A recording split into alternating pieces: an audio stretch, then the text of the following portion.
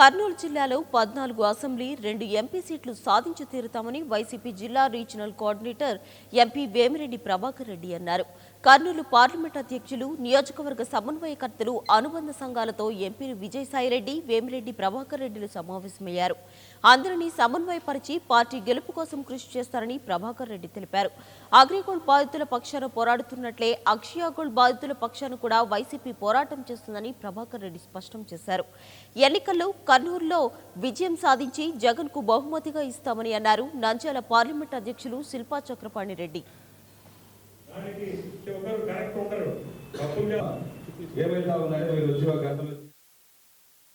ఇచ్చినందుకు మొదట జగన్మోహన్ రెడ్డి గారికి నా ధన్యవాదాలు.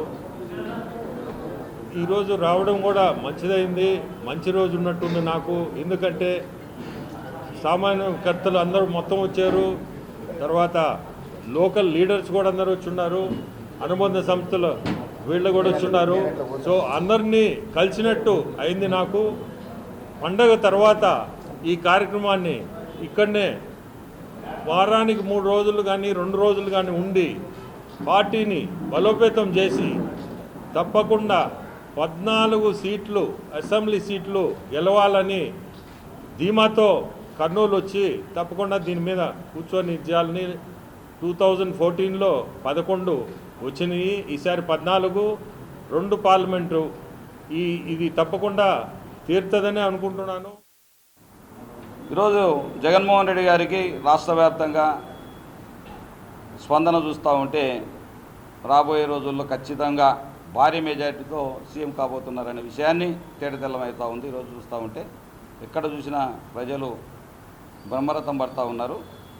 మా జిల్లాలో కూడా ప్రభాకర్ రెడ్డి గారు చెప్పినట్టు తప్పకుండా రాష్ట్రంలోనే ఒక మొదటి జిల్లాగా 14 అసెంబ్లీ సీట్లను కైవసం చేసుకుంటాం, తప్పకుండా 2 పార్లమెంట్ సీట్లను కూడా కైవసం చేసుకుంటామని ఒక నమ్మకాన్ని కల్పించడమే కాకుండా తప్పకుండా చేసి చూపిస్తామని కూడా తెలియజేస్తూ ఉన్నాం.